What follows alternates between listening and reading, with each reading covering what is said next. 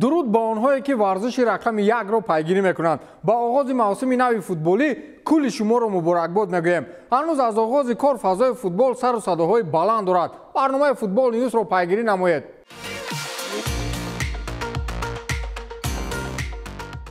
نوکران پرمیر لیگ انگلیا انقریب همگی در بازی‌های دبیوتی اشان نتیجه‌های خوب نشان دادند.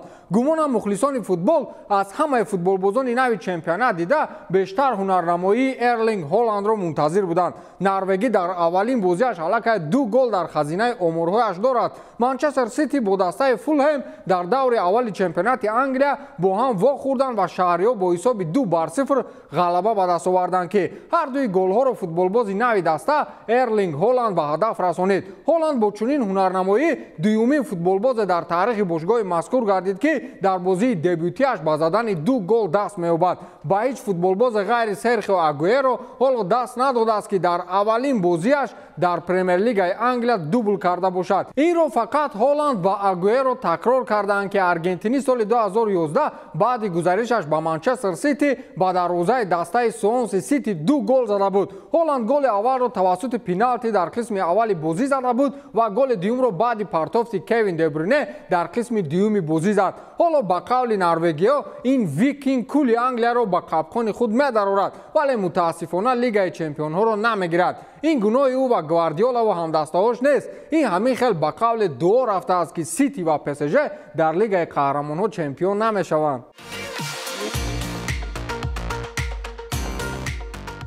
اکنون می‌رویم سایر چمپیونات فرانسه که آنجا هم با قول گپ و چپ‌ها آغاز شدند. سال گذشته همه با صدای بلند به حال مسی و مخلصانش می‌خندیدیم که در یک موسم 6 گل زده است. اون وقت زمان مطابق شوی بود و اینک می‌بینیم که مسی خود را مثل که در بارسلونا حس می‌کند. پی اس جی اولین بازی موسمی خود را در چمپیونات فرانسه با غلبه آغاز کرد که قربانی دور اول دسته کلرمون گردید. پاریژیا با دروازه حریف 5 گل وارد کردند و هنرنمایی لیونل مسی از کل دیگران دیده زیباتر به چشم رسید. آرژانتینی 2 گل و یک پرتافت گل‌آور انجام داد که در هر سه نتیجه‌های منفعت‌آورش با مخلصان زیبایی فوتبال را به نمایش گذاشت. سراول او به نیمار یک پاس گل‌آور داد و از پرتافت نیمار یک گل زیبایی را وارد دروازه کرد. سپس گل دوم خود را با اسلوبی با اصطلاح روسی چرسیبه به طور دروازه داخل نمود که حالا با اصطلاح لنت صحیفه‌های مجازی چرخ می‌زند.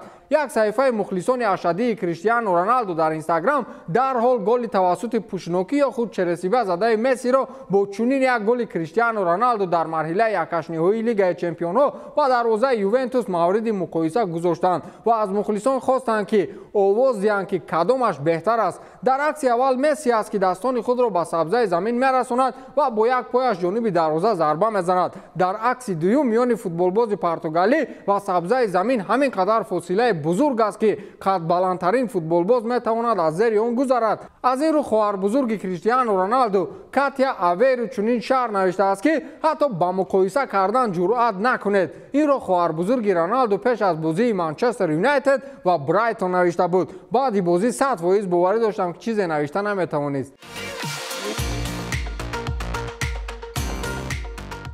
همه واهمه و هنگامه های اریک تن هاگ در بازی های دوستانه بوده است که بازی رسمی را با میانه حالترین دسته پرمیر لیگ انگلیا حتی مساوی کرده نتوانست. در قسم اول منچستر یونایتد با حساب 2-0 شکست میخورد و بعد وارد میدان شدن کریستیانو رونالدو دیوهای سرخ پوره به حمله گذاشتند که در نهایت با زدن همگی یک گل دست یافتند. دست روی سینه باید اقرار شد که بودن این فوتبالباز در میدان کفایه است. او با رشفورد یک پاس با اصطلاح ایدئالی داد ولی رشفورد چون همیشگی با ویران کردن فرصت‌های 100% استخوان ندارد خودش نفهمید چی کار کرد. خلاص اریک تن هاگ هم قایل شد که به رونالدو نمی‌شود.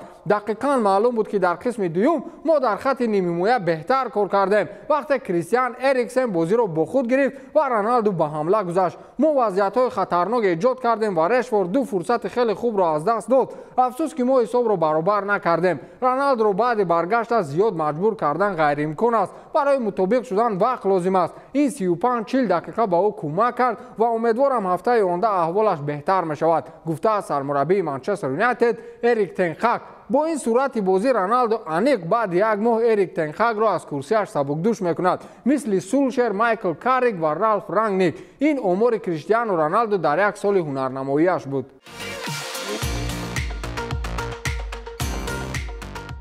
محمد صلاح نیز در بازی اول دسته لیورپول در پرمیر لیگ انگلیا با زدن گل دست یافت. در این برابر نوکار دسته داروین نونیز نیز در بازی دبیوتی خود با زدن گل دست یافت. فوتبالباز مصری غیر آنه که اولین گل موسمی خود را زند، همچنین آمار عجیبی را در کارنامه خود تکرار کرد که حالا به هیچ بازیگر پرمیر لیگ انگلیا دست نداده است. صلاح طی 6 موسم هنرنماییش در لیورپول اولین فوتبالباز در تاریخ چمپیونات انگلیا گردید که در بازی اولین موسم فوتبالی پای هم 6 گل میزند. یعنی در 6 سال باز در دیدار اولین دسته لیورپول با زدن گل دست مییابد. حتی موسم 2020-2021 او در اولین بازی دسته در چمپیونات انگلیا خطریک انجام داده بود. امسال رقابت لیورپول با منچستر سیتی برای چمپیونی در پرمیر لیگ انگلیا از انتظاری ها دیده شدیدتر صورت میگیرد. صلاح و نونیز در مقابل ارلینگ هالند سرخم کردنی نیستند.